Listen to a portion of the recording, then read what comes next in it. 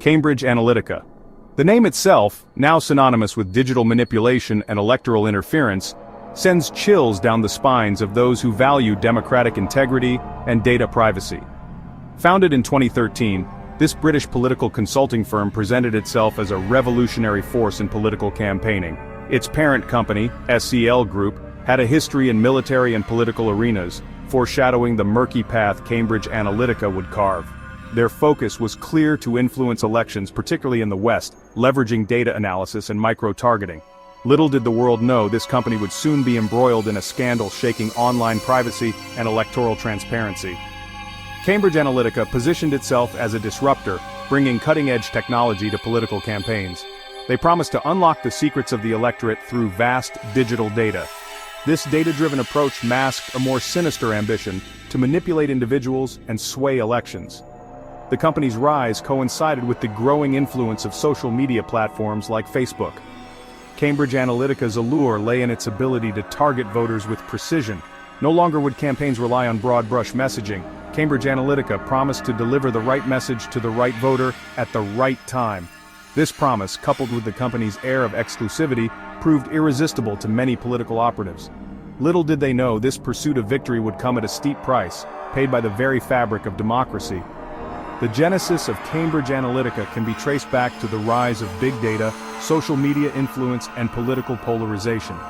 These factors created fertile ground for Cambridge Analytica to thrive, offering seemingly easy answers to complex problems. However, the company's rise masked a troubling reality. The pursuit of power, unchecked by ethics, could have devastating consequences. At the helm of this seemingly innovative yet ultimately nefarious enterprise stood a cast of characters whose ambitions and disregard for ethical boundaries would set in motion a chain of events with global repercussions. Among them were individuals with deep ties to the British Conservative Party, royalty, and even the military, their influence and connections weaving a tangled web that extended from the corridors of power in London to the heart of the American political system. Alexander Nix, the now disgraced CEO of Cambridge Analytica, became the face of the scandal.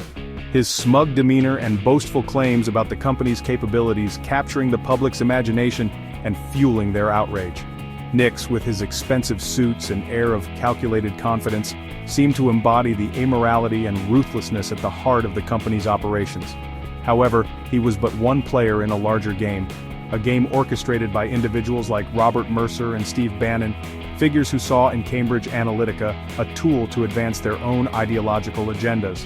Robert Mercer, a reclusive hedge fund billionaire and a major donor to conservative causes, provided the financial backing that allowed Cambridge Analytica to flourish. His daughter, Rebecca Mercer, shared his political leanings and played a key role in bringing the company to the attention of the Trump campaign. Steve Bannon, the former head of Breitbart News and a key figure in the Trump campaign, saw in Cambridge Analytica a way to weaponize data and exploit social media to bypass traditional media outlets and directly target voters with their message. The individuals whose data was harvested and exploited by Cambridge Analytica were not passive bystanders in this saga. They were targeted because of their online behavior, their likes and dislikes, their hopes and fears, all meticulously analyzed and categorized to build psychological profiles that could be used to predict and manipulate their actions. These individuals, often unaware that their personal information was being used in such a way, became unwitting pawns in a high-stakes game of political manipulation, their trust in social media platforms and the democratic process deeply shaken. The story of Cambridge Analytica is a cautionary tale about the dangers of unchecked power, the erosion of privacy in the digital age, and the fragility of democratic institutions when confronted with sophisticated tools of manipulation. It is a story of individuals who, driven by ambition, greed, or ideological fervor, were willing to subvert ethical norms and democratic principles for personal gain. And it is a story that is far from over, as the ramifications of their actions continue to reverberate throughout the world. At the heart of the Cambridge Analytica scandal lay a seemingly innocuous personality quiz app called This Is Your Digital Life. Developed by Alexander Kogan, a Cambridge University researcher, The app on the surface appeared to be just another amusing diversion in the ever-expanding landscape of Facebook applications. However, beneath this veneer of harmless entertainment lurked a data harvesting operation of unprecedented scale and audacity. When users agreed to take the quiz, they unwittingly granted the app access not only to their own data, but also to the data of their Facebook friends. This seemingly minor detail proved to be a critical flaw, a gaping loophole in Facebook's privacy settings that allowed Kogan to amass a treasure trove of personal information on millions of users. What seemed like a harmless personality quiz was in reality a Trojan horse, designed to infiltrate the walled gardens of Facebook and siphon off the personal data of its unsuspecting users. The data collected was not limited to basic demographic information like age, gender, and location. It delved into the very heart of users' online lives, scooping up their likes and dislikes, their friends and connections, their political views and religious beliefs, their hopes and anxieties, all meticulously categorized and analyzed to build detailed psychological profiles. This data, once in the hands of Cambridge Analytica, was transformed from a collection of ones and zeros into a potent weapon, capable of influencing thoughts, shaping opinions, and swaying elections. Cambridge Analytica's exploitation of Facebook data was not a sophisticated hack, nor was it a result of malicious intent on the part of the social media giant. It was, however, a consequence of Facebook's relentless pursuit of growth and engagement, a pursuit that often came at the expense of user privacy. The company's lax privacy settings, coupled with its willingness to share user data with third-party developers, created an environment where a scandal like Cambridge Analytica was almost inevitable. The company's motto, "Move fast and break things," took on a chilling new meaning in the wake of the scandal, as the world grappled with the consequences of a technology giant moving too quickly and breaking the trust of millions of users. The Cambridge Analytica scandal exposed the vulnerability of our online lives, revealing how easily our personal data can be collected, manipulated, and used against us. It served as a wake-up call, a stark reminder that in the digital age, privacy is not a given but a right that must be constantly defended and safeguarded against those who seek to exploit it for their own gain. The house of cards that Cambridge Analytica had so carefully constructed began to crumble in March 2018, thanks to the groundbreaking investigative work of Channel 4 News.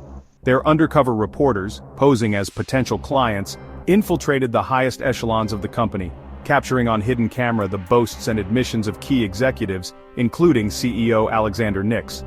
These recordings, aired in a series of explosive reports, laid bare the company's ethically dubious tactics and sent shockwaves through the political and tech worlds.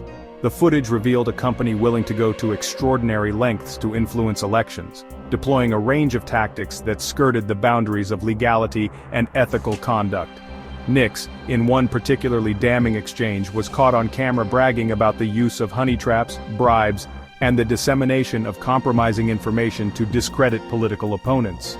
He boasted about the company's ability to create and spread propaganda through social media, using fake accounts and targeted advertising to manipulate public opinion. These revelations, far from the image of a sophisticated data analytics firm that Cambridge Analytica had cultivated, painted a picture of a company engaged in a form of information warfare, weaponizing data and technology to subvert democratic processes and undermine the very foundations of fair elections. The Channel 4 News investigation, with its meticulous reporting and damning evidence, shattered the carefully crafted facade of legitimacy that Cambridge Analytica had built around itself, exposing the company for what it truly was, a threat to democracy itself. The impact of the Channel 4 News investigation was immediate and far-reaching. Lawmakers, regulators, and the public at large were finally waking up to the threat posed by companies like Cambridge Analytica. The scandal sparked investigations on both sides of the Atlantic, with Facebook facing intense scrutiny over its role in the data misuse, and Cambridge Analytica itself facing legal challenges and a barrage of negative publicity that it would ultimately be unable to withstand. The Channel 4 News investigation served as a watershed moment, not just in the Cambridge Analytica scandal, but in the broader debate about data privacy, online manipulation, and the role of tech companies in society. It forced us to confront uncomfortable truths about the power of technology to manipulate us, the vulnerability of our personal data, and the urgent need for greater transparency and accountability from those who collect and control our information.